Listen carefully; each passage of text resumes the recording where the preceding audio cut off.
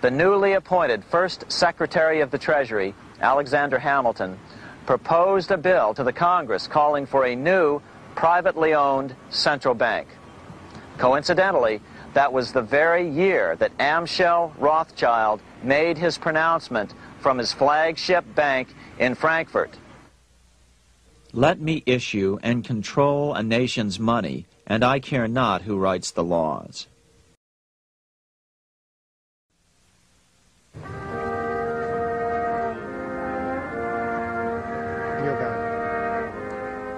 This is Frankfurt, Germany.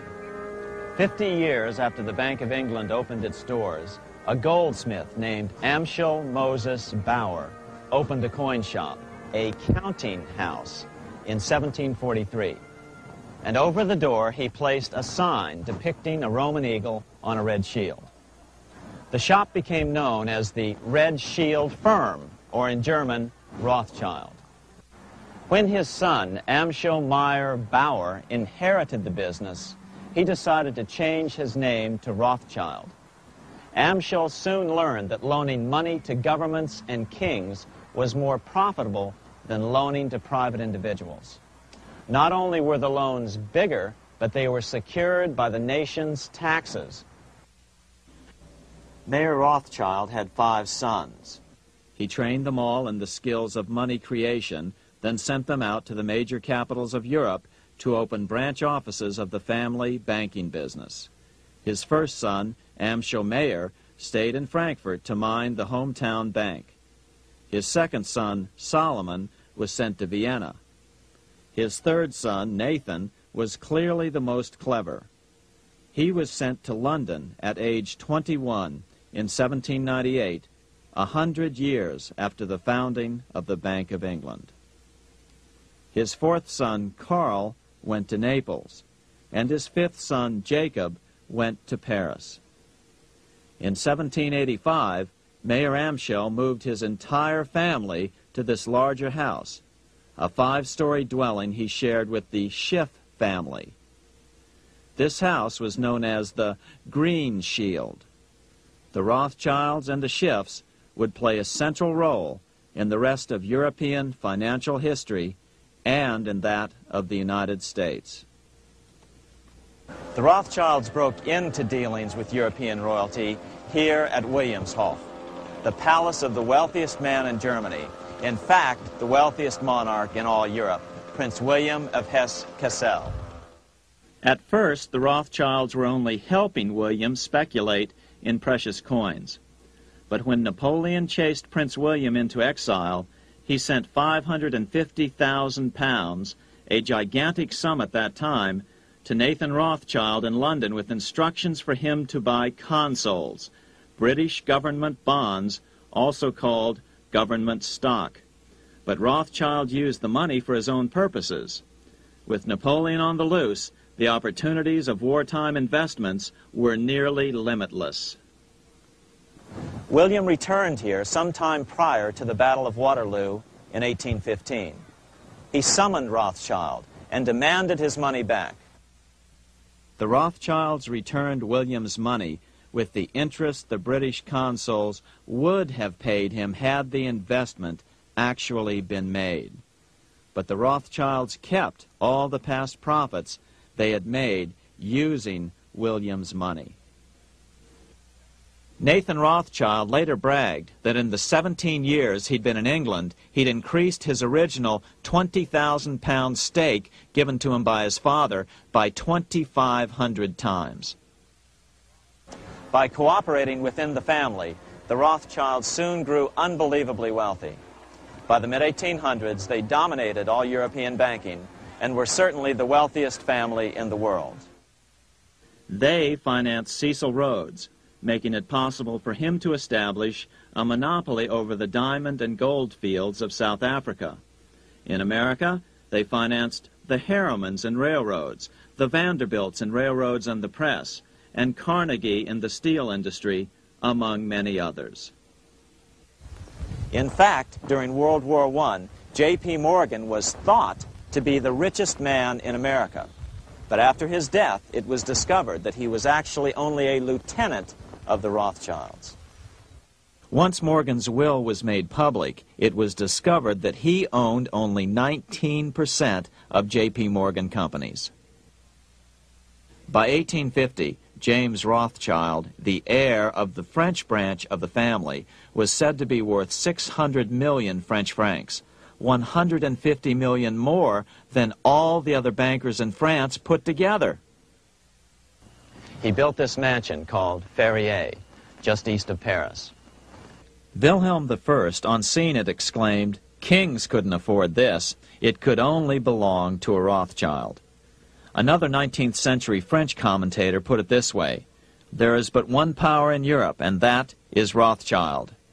There is no evidence that their predominant standing in European or world finance has changed.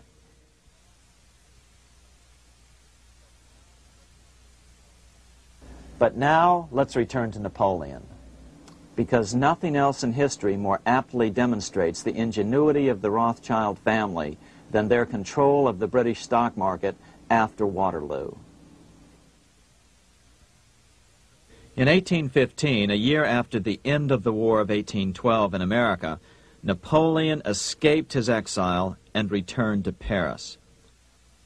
French troops were sent out to capture him, but such was his charisma that the soldiers rallied around their old leader and hailed him as their emperor once again.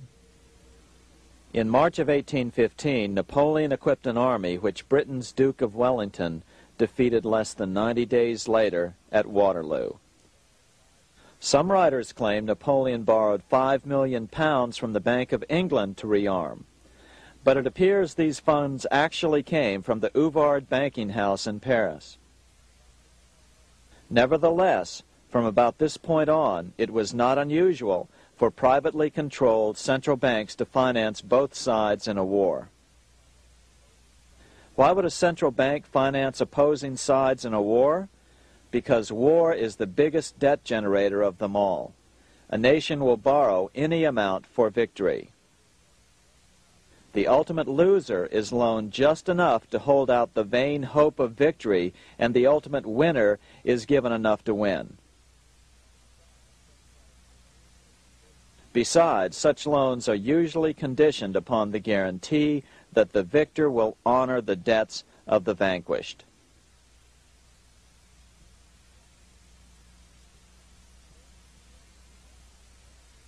This is the Waterloo battlefield about 200 miles northeast of Paris in what today is Belgium. Here Napoleon suffered his final defeat, but not before thousands of French and Englishmen gave their lives on a steamy summer day in July of 1815.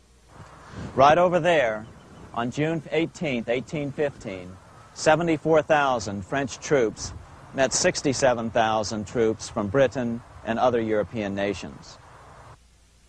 The outcome was certainly in doubt. In fact, had Napoleon attacked a few hours earlier, he would probably have won the battle. But no matter who won or lost, back in London, Nathan Rothschild planned to use the opportunity to try to seize control over the British stock and bond market and possibly even the Bank of England. Rothschild stationed a trusted agent, a man named Rothworth, on the north side of the battlefield, closer to the English Channel. Once the battle had been decided, Rothworth took off for the Channel. He delivered the news to Nathan Rothschild a full 24 hours before Wellington's own courier. Rothschild hurried to the stock market and took up his usual position in front of an ancient pillar. All eyes were on him. The Rothschilds had a legendary communications network. If Wellington had been defeated and Napoleon was loose on the continent again, Britain's financial situation would become grave indeed. Rothschild looked saddened. He stood there motionless, eyes downcast. Then suddenly he began selling. Other nervous investors saw that Rothschild was selling. It could only mean one thing: Napoleon must have won, Wellington must have lost. The market plummeted. Soon everyone was selling their consols, their British government bonds, and prices dropped sharply. But then Rothschild started secretly buying up the consols through his agents for only a fraction of their worth hours before. Myths, legends, you say? 100 years later, the New York Times ran a story which said that Nathan's grandson had attempted to secure a court order to suppress a book with this stock market story in it. The Rothschild family claimed the story was untrue and libelous, but the court denied the Rothschilds' request and ordered the family to pay all court costs.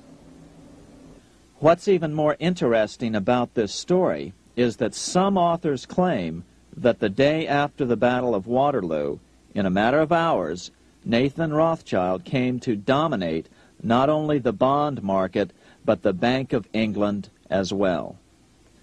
Whether or not the Rothschild family seized control of the Bank of England, the first privately owned central bank in a major European nation and the wealthiest, one thing is certain. By the mid-1800s, the Rothschilds were the richest family in the world, bar none. They dominated the new government bond markets and branched into other banks and industrial concerns. In fact, the rest of the 19th century was known as the Age of the Rothschilds. Despite this overwhelming wealth, the family has generally cultivated an aura of invisibility.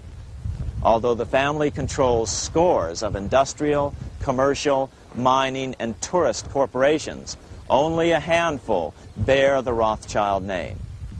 By the end of the 19th century, one expert estimated that the Rothschild family controlled half the wealth of the world. Whatever the extent of their vast wealth, it is reasonable to assume that their percentage of the world's wealth has increased since then. But since the turn of the century, the Rothschilds have cultivated the notion that their power has somehow waned even as their wealth increases.